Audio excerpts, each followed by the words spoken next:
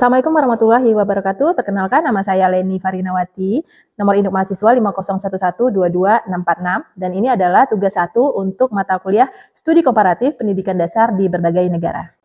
Untuk tugas nomor 1, saya menganalisis artikel yang berkaitan dengan topik isu sosial politik dan sosial budaya.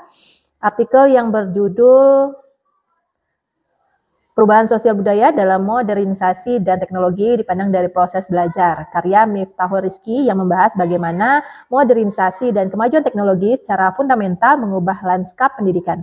Nah, analisis ini menggunakan pendekatan kualitatif melalui studi literatur. Berikut poin-poin pentingnya. Yang pertama adalah perubahan dalam lembaga pendidikan. Modernisasi dan teknologi telah memicu perubahan signifikan dalam institusi pendidikan yang tidak lagi beroperasi secara tradisional. Pertama, di model pembelajaran. Nah, terjadi pergeseran dari metode yang berpusat pada guru ke pendekatan yang lebih interaktif dan terintegrasi dengan teknologi, seperti e-learning dan kelas virtual, dan hal ini mendorong partisipasi aktif dan kreativitas siswa. Kemudian, untuk yang nomor 2, sumber belajar. Nah, akses terhadap informasi telah berubah drastis. Pengetahuan tidak lagi terbatas pada buku teks, melainkan dapat diakses tanpa batas melalui internet dan berbagai sumber digital. Kemudian yang ketiga, pembelajaran jarak jauh. Nah, pandemi COVID-19 mengakselerasi adopsi PJJ dengan platform seperti Google Meet ataupun Zoom menjadi media utama yang memungkinkan interaksi antara guru dan siswa di lokasi yang berbeda. Selanjutnya, interaksi sosial. Teknologi, terutama media sosial, mengubah cara siswa berinteraksi dan membentuk identitas digital mereka di lingkungan sekolah. Kelima, penyesuaian kurikulum. Lembaga pendidikan berusaha menyesuaikan kurikulum untuk memenuhi kebutuhan modern dengan menekankan pada pengembangan soft skills seperti kerja tim, komunikasi, kreativitas, dan berpikir kritis. Nah, keterkaitan dengan kondisi di SMP Negeri 1 Jemaya Timur, sebagai seorang pendidik di SMP Negeri 1 Jemaya Timur yang berada di wilayah Kepulauan, Kabupaten Kepulauan Anambas, poin-poin dalam artikel tersebut secara keseluruhan terasa sangat relevan, namun dengan implementasi dan tantangan yang sangat kontekstual. Artikel ini menggambarkan sebuah kondisi yang ideal di perkotaan. Nah, sementara realitas di daerah kami menunjukkan adanya kesenjangan. Nah, keterkaitannya antara lain, yang pertama akses teknologi dan metode pembelajaran. Artikel menyoroti pergeseran ke e-learning dan kelas virtual, sementara di SMP Negeri 1 Jemaya Timur menjadi tantangan besar. Yang pertama, konektivitas internet. Jaringan internet di wilayah kami seringkali tidak stabil dan memiliki kecepatan yang terbatas. Mengandalkan platform konferensi video seperti Zoom atau Google Meet secara penuh untuk pembelajaran sehari-hari belum memungkinkan. Kedua, metode campuran. Untuk metode campuran, metode pembelajaran kami lebih bersifat hybrid secara offline. Teknologi digunakan sebagai suplemen, nah bukan pengganti. Misalnya, guru mengunduh video pembelajaran atau materi dari internet saat sinyal bagus, lalu menampilkannya di kelas menggunakan proyektor. Pembelajaran masih sangat bertumpu pada interaksi tatap muka dan buku teks sebagai sumber utama. Sumber belajar dan kesenjangan digital. Artikel menjelaskan bahwa internet membuka akses tak terbatas ke sumber belajar. Bagi siswa kami, kenyataannya lebih kompleks. Kesenjangan akses, tidak semua siswa memiliki ponsel pintar atau laptop pribadi. Bahkan jika punya, mereka sering terkendala biaya untuk membeli kuota internet. Hal ini mencerminkan adanya kesenjangan digital seperti yang disinggung dalam artikel. Yang kedua, peran guru sebagai kurator. Nah, guru di sini memiliki peran tambahan sebagai kurator informasi. Kami yang aktif mencari, menyaring, dan menyediakan materi digital yang relevan kepada siswa dalam format offline. Misal, file yang dibagikan melalui Bluetooth untuk mengatasi keterbatasan akses mereka. Untuk soal nomor 2, saya menganalisis jurnal yang berkaitan dengan pendidikan berwawasan multikultural dengan judul Peran Kearifan Lokal Masyarakat Kepulauan Terhadap Pendidikan Multikultural. Ini adalah sebuah kajian literatur. Nah, artikel ini membahas bagaimana nilai-nilai budaya asli masyarakat di wilayah kepulauan dapat menjadi fondasi yang kuat untuk pendidikan yang menghargai keberagaman. Berikut poin-poin pentingnya. Yang pertama, konteks dan tujuan. Indonesia sebagai negara kepulauan memiliki keberagaman budaya yang luar biasa, yang sekaligus menjadi tantangan dalam dunia pendidikan. Penelitian ini bertujuan untuk mengkaji peran kearifan lokal, nilai-nilai luhur setempat dalam mendukung pendidikan multikultural untuk membentuk karakter siswa yang toleran. Metodologi, penelitian ini merupakan kajian literatur, artinya para penulis menganalisis 25 artikel jurnal ilmiah lain yang relevan dan terbit dalam 5 tahun terakhir dengan fokus pada wilayah kepulauan. Temuan kunci yang pertama, nilai-nilai yang efektif, nilai-nilai kearifan lokal seperti gotong royong, toleransi, harmoni dengan alam, dan musyawarah telah berhasil diintegrasikan dalam praktik pendidikan di berbagai daerah kepulauan, contohnya Minangkabau, Maluku, dan Tanjung Pinang. Berikutnya bentuk integrasi, nilai-nilai ini tidak hanya diajarkan di kelas, tetapi juga melalui kegiatan non-formal seperti ekstrakurikuler dan informal, seperti lingkungan keluarga dan masyarakat, contohnya seperti tradisi ngaturi di Kediri atau festival Rampang Genteng di Majalengka. Selanjutnya, tantangan yang dihadapi, pertama kurangnya dokumentasi, banyak kearifan lokal yang tidak tercatat secara tertulis, sehingga sulit untuk dijadikan bahan ajar formal. Kedua, keterbatasan pelatihan guru. Guru seringkali tidak memiliki pelatihan khusus untuk mengetahui cara mengintegrasikan budaya lokal ke dalam kurikulum nasional. Berikutnya, tekanan globalisasi. Nah, di sini budaya global yang masuk melalui media cenderung menggeser minat dan identitas lokal di kalangan generasi muda. Nah, kesimpulan dari artikel ini menyimpulkan bahwa kearifan lokal memiliki potensi yang sangat besar untuk memperkuat karakter siswa dan melestarikan budaya. Untuk itu diperlukan dukungan kebijakan pengembangan kurikulum yang kontekstual atau sesuai daerah dan pelatihan guru berbasis budaya lokal. Nah, keterkaitan dengan kondisi di sekolah saya sebagai seorang pendidik, saya di SMP 1 Jum'at Timur, Kabupaten Kepulauan Anambas, artikel ini sangat terasa memotret kondisi yang kami hadapi sehari-hari. Wilayah kami adalah representasi dari masyarakat kepulauan yang dibahas dalam penelitian tersebut. Nah, berikut keterkaitannya. Yang pertama, kearifan lokal sebagai nafas pendidikan kami.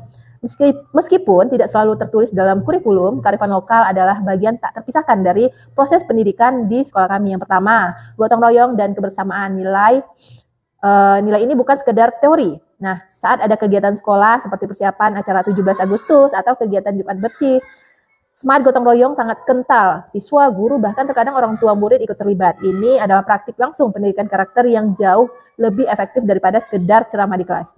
Yang kedua, harmoni dengan alam. Nah, ini khususnya laut. Kehidupan masyarakat Jum'at Timur sangat bergantung dengan laut. Dalam pembelajaran, terutama IPA dan IPS, kami sering mengaitkan materi dengan konteks kelautan, seperti ekosistem terumbu karang, jenis-jenis ikan, atau pentingnya menjaga kebersihan pantai. Ini mengajarkan siswa untuk menghargai dan menjaga lingkungan yang menjadi sumber kehidupan mereka. Selanjutnya, adat dan rasa hormat. Nilai untuk menghormati yang lebih tua dan menjaga tutur kata adat Melayu kami tanamkan secara terus-menerus. Ketika siswa berbicara dengan guru atau orang yang lebih tua, mereka dididik untuk menggunakan bahasa yang sopan. Ini adalah kearifan lokal yang menjadi fondasi etika sosial di sekolah. Wajah multikultural di sekolah kami, Jum'at Timur, meskipun dinominasi oleh suku Melayu, adalah miniatur Indonesia. Siswa kami datang dari berbagai latar belakang. Ada yang pertama, keragaman suku selain suku Melayu sebagai penduduk asli. Banyak siswa kami yang berasal dari keluarga perantau. Ada suku Jawa, kemudian ada suku Batak. Dan interaksi sehari-hari di antara mereka secara alami menjadi ajang belajar toleransi. Kedua, praktik pendidikan multikultural. Saat ada tugas kelompok, kami sengaja mencampur siswa dari berbagai latar belakang. Dalam diskusi, mereka belajar mendengarkan sudut pandang yang berbeda. Nah, artikel ini menyebutkan tradisi makan berhadap pada suku Melayu di sekolah, momen makan bersama di kantin, atau saat ada acara menjadi ajang sosialisasi untuk mempererat persahabatan tanpa memandang suku. Nah, di sekolah juga ada program makan sehat bersama setiap bulan, dan anak-anak juga duduk berhadapan untuk makan bekal yang mereka bawa. Nah, menghadapi tantangan yang sama, kemudian di tantangan, yang pertama itu kurikulum versus konteks lokal. Kami terikat dengan kurikulum nasional yang terkadang terasa jauh dari realitas kehidupan siswa di pulau. Di sini peran kami sebagai guru menjadi jembatan penerjemah materi kurikulum ke dalam konteks lokal yang dipahami siswa. Kemudian yang kedua, globalisasi di ujung pulau. Meskipun akses internet terbatas, pengaruh budaya luar, K-pop, tren TikTok, atau game online sangat kuat. Nah, ini menjadi tantangan besar bagi kami. Kami harus bersaing untuk menumbuhkan kecintaan siswa pada budaya lokal, misalnya dengan mengadakan lomba permainan tradisional atau pentas seni daerah, agar kearifan lokal tidak tergerus. Selanjutnya, dokumentasi dan bahan ajar. Kami sangat merasakan kurangnya bahan ajar tentang sejarah dan budaya spesifik Kepulauan Anambas. Seringkali kami harus mengandalkan pengetahuan dari para guru senior untuk mengundang tokoh masyarakat. Nah, di sini mereka sebagai narasumber hidup untuk mengenalkan budaya lokal pada siswa. Kesimpulannya, secara keseluruhan artikel ini memberikan validasi akademis terhadap apa yang telah kami praktikkan dan rasakan di SMP Negeri 1 Jum'at Timur. Kami percaya bahwa dengan menjadikan kearifan lokal sebagai ruh pendidikan, kami tidak hanya mencetak siswa yang cerdas secara akademik, tetapi juga siswa yang berkarakter, toleran, dan bangga akan jati dirinya sebagai anak kepulauan. Untuk soal nomor 3, membahas artikel yang berkaitan dengan teknologi informasi komunikasi dalam pendidikan dasar. Nah, artikel yang saya bahas berjudul Pentingnya Penggunaan Teknologi Informasi dan Komunikasi dalam Menunjang Pembelajaran Sekolah Dasar. Artikel ini mengkaji peran krusial teknologi informasi dan komunikasi dalam pendidikan modern, khususnya di tingkat dasar. Berdasarkan metode studi literatur, artikel ini menyimpulkan beberapa poin penting. Yang pertama, TIK adalah keharusan di era revolusi industri 4.0. Di era digital saat ini, guru tidak bisa lagi mengandalkan metode konvensional. Mereka dituntut untuk melek teknologi agar tidak tertinggal dari siswanya dan mampu menggali potensi belajar anak secara maksimal. Kemudian yang kedua, manfaat TIK dalam pembelajaran. Yang pertama, meningkatkan kualitas pembelajaran. TIK mampu membantu guru menjelaskan materi yang sulit dan abstrak menjadi lebih nyata dan kontekstual melalui gambar, video, atau animasi. Nah, berikutnya meningkatkan minat dan prestasi siswa. Penggunaan TIK terbukti berdampak positif pada prestasi belajar dan motivasi siswa. Siswa merasa lebih antusias dan tertarik saat belajar menggunakan teknologi. Selanjutnya, efektivitas yang terukur. Penelitian menunjukkan adanya perbedaan hasil belajar yang signifikan antara kelas yang menggunakan TIK dengan kelas yang menggunakan pembelajaran konvensional. Kelompok yang belajar dengan TIK cenderung memiliki nilai rata-rata dan tingkat ketuntasan yang lebih tinggi. Selanjutnya, fleksibilitas belajar. Belajar dengan menggunakan teknologi memungkinkan pembelajaran tidak terbatas di ruang kelas saja, melainkan bisa diakses dimanapun dan kapanpun, mendorong kemandirian siswa dalam mencari sumber belajar. Berikutnya, tantangan utama dalam implementasi TIK. Yang pertama, kompetensi guru. Salah satu tantangan terbesar adalah masih rendahnya penguasaan TIK di kalangan guru. Data survei tahun 2018 menunjukkan baru 40% guru di Indonesia yang melek teknologi. Kedua, infrastruktur yang tidak merata. Nah, kesenjangan akses menjadi masalah serius. Banyak sekolah, terutama di daerah, belum memiliki fasilitas yang memadai seperti komputer, laptop, ataupun koneksi internet yang stabil. Selanjutnya, kesiapan sumber daya manusia. Selain infrastruktur, kurangnya kesiapan guru dalam mengintegrasikan TIK ke dalam pembelajaran juga menjadi hambatan. Nah, kesimpulan dari artikel ini, meskipun penuh tantangan, potensi TIK untuk meningkatkan kualitas pendidikan sangat besar. Oleh karena itu, perlu diupayakan bersama dari pemerintah, sekolah, dan guru untuk terus meningkatkan akses dan pemanfaatan TIK dalam pendidikan. Nah, keterkaitan dengan kondisi di SMP Negeri 1 Jemaya Timur, sebagai guru di SMP Negeri 1 Jemaya Timur yang berlokasi di Kepulauan, artikel ini sangat relevan dan menjadi cerminan dari perjuangan sekaligus inovasi yang kami lakukan. Poin-poin dalam artikel tersebut, baik manfaat maupun tantangannya, kami rasakan secara langsung. Kami sangat setuju dengan semua manfaat yang dipaparkan dalam artikel. Ketika kami memiliki kesempatan untuk menggunakan TIK, dampaknya sangat terasa. Yang pertama, visualisasi materi abstrak saat mengajarkan materi IPA tentang proses gerhana, misalnya, atau IPS tentang letak geografis benua. Menampilkan video dari YouTube atau animasi sederhana melalui proyektor membuat siswa jauh lebih paham dan antusias dibanding hanya penjelasan verbal. Hal ini sejalan dengan temuan bahwa TIK membuat materi yang sulit menjadi lebih konkret. Kedua, meningkatnya antusias siswa. Nah, benar sekali setiap kali ada pembelajaran yang melibatkan laptop atau proyektor, minat dan perhatian siswa meningkat drastis. Nah, bagi mereka ini adalah sesuatu yang istimewa dan menarik, bukan rutinitas harian. Kemudian bagian tantangan dalam artikel adalah realitas dari kami sehari-hari. Yang pertama, infrastruktur adalah isu utama. Tantangan terbesar kami adalah infrastruktur yang tidak merata, koneksi internet di sekolah sangat tidak stabil dan sering kali lambat. Listrik juga terkadang padam. Nah, fasilitas seperti laboratorium komputer yang memadai masih menjadi impian. Nah, ini persis seperti yang digambarkan artikel mengenai minimnya fasilitas pendukung. Berikutnya, melek teknologi yang terbatas. Sebagian besar guru di sini memahami cara menggunakan perangkat dasar seperti laptop dan smartphone. Namun, untuk mengintegrasikannya secara kreatif ke dalam rencana pelaksanaan pembelajaran masih menjadi tantangan sesuai dengan isu kesiapan sumber daya manusia yang diangkat dalam artikel. Nah, kami tidak gagap teknologi sepenuhnya, tapi kami butuh lebih banyak pelatihan yang relevan dengan kondisi kami. Berikutnya, kesenjangan akses siswa. Artikel menyinggung siswa dari latar belakang ekonomi kurang yang tidak memiliki akses TIK. Ini sangat nyata di sini. Nah, hanya sebagian kecil siswa yang memiliki laptop di rumah, sebagian besar mengandalkan smartphone atau handphone. Nah, itu pun dengan kuota internet yang terbatas. Memberikan tugas yang sepenuhnya bergantung pada akses internet di rumah adalah hal yang tidak mungkin kami lakukan. Untuk soal nomor 4, menganalisis artikel jurnal internasional bereputasi Scopus, saya mengambil topik teknologi informasi dan komunikasi dalam pendidikan dasar. Nah, artikel jurnal yang saya analisis berjudul Use of Educational Technology in Inclusive Primary Education, Protocol for a Systematic Review.